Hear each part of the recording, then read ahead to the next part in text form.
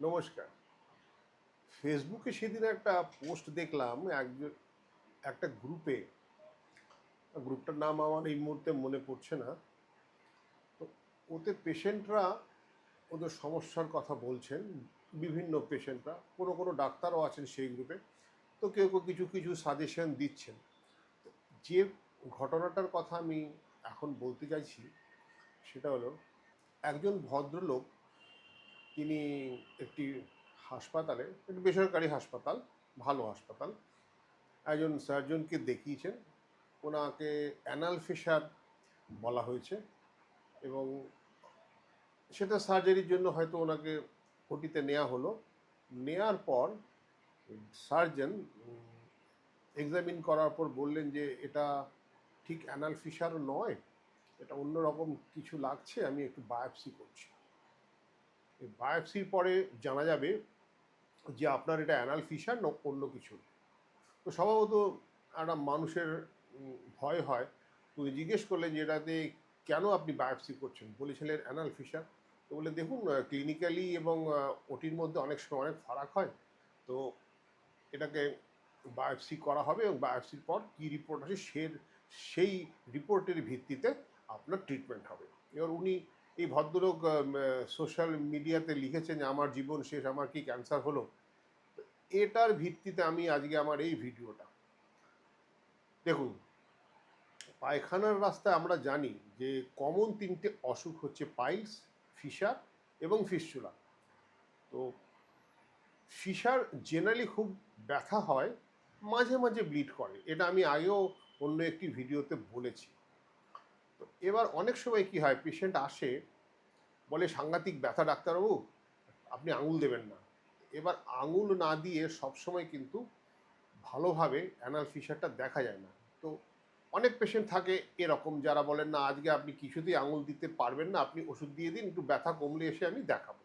তো আমি সে কী করি, সেরকম আমি পার্সোনালি আমি সেই পেশেন্টকে ওষুধপত্র দিয়ে দিই ফিশারে।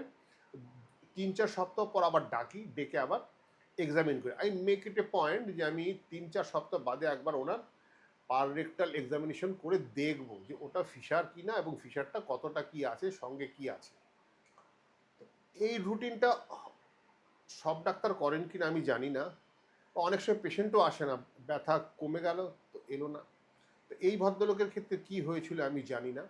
তো ফাইনালি বায়োপসির রিপোর্টে ওনার, আমার মনে হচ্ছে হয়তো ক্যান্সার আসবে, অ্যানাল ক্যানেলের কার্সিনোমা। এটা হয়তো, এটা এখন স্কোয়ামাস সেল হবে না এডিনোকার্সিনো হবে সেটা বায়োপসি বলবে।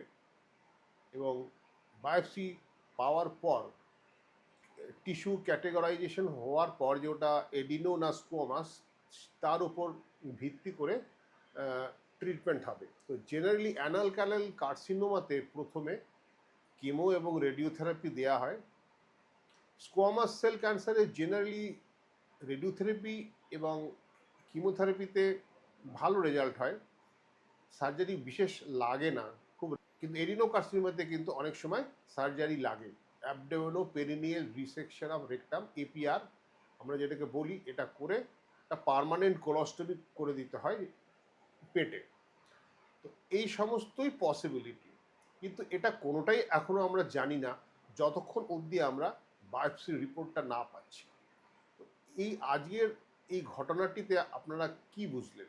আমার যেটা বলার সেটা হচ্ছে, পাইলস, ফিস্চুলা বা ফিশার যাই হোক না কেন, পায়খানার রাস্তায় যদি কোনো সমস্যা হয় তাহলে সার্জনকে দেখাবেন। এবং প্রত্যেক সার্জন, রেসপন্সিবল সার্জন, প্রোক্টোস্কোপি করে এবং আঙুল দিয়ে আপনার পায়খানার রাস্তা পরীক্ষা জেনারেলি করেন।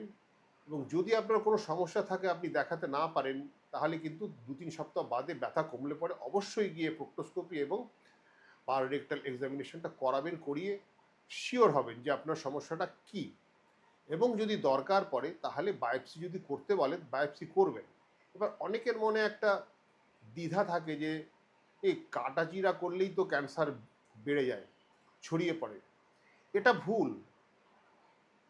অ্যানাল ক্যানালের যদি কোনো ক্যান্সার হয়ে থাকে আর্লি স্টেজে বা যে কোনো স্টেজেই হোক না কেন, বায়োপসি যতক্ষণ আমি না করব ততক্ষণ অবধি তো আমি জানতেই পাবো না যে ওটা ক্যান্সার। সুতরাং বায়োপসি করতে যদি কেউ বলেন কোনো সার্জন, তাহলে অবশ্যই বায়োপসি করবেন। বেশিরভাগ ক্ষেত্রে সার্জন নিজেই করেন, কোনো কোনো সময় হয়তো কোলোনোস্কোপিক বায়োপসি করতে বলেন। এবং এটা আরেকটা খুব বড় ভুল যে এটা ছিল পাইলস বা ফিশার, বায়োপসি করে ক্যান্সার হয়ে গেল, এটা নয়। জলে বা রেকটামে বা অ্যানাল ক্যানালে ক্যান্সার বের হয়, তাহলে বেশিরভাগ মানে 100% ক্ষেত্রেই সেটা শুরুর থেকেই ক্যান্সার, এটা পাইলস বা ফিশার বা ফিস্চুলা নয়। তো দেয়ার আর ভেরি রেয়ার ইনস্ট্যান্সেস যেখানে ফিস্চুলার থেকে লং স্ট্যান্ডিং একটা ফিস্চুলা ইন অ্যানো থেকে ক্যান্সার, স্কোয়ামাস সেল ক্যান্সার হতে পারে। কিন্তু আদারওয়াইজ অ্যানাল ক্যানালের যত ক্যান্সার আপনারা দেখেন বা আমরা দেখি, বেশিরভাগই কিন্তু শুরুর থেকে ক্যান্সার। এমন নয় যে পাইলস ছিল, বায়োপসি করার পর ক্যান্সার হয়েছে, বা ফিশার ছিল, বায়োপসি করার পর ক্যান্সার, এটা নয়। এটা কমপ্লিটলি ভুল ধারণা, এটা মন থেকে বার করতে হবে।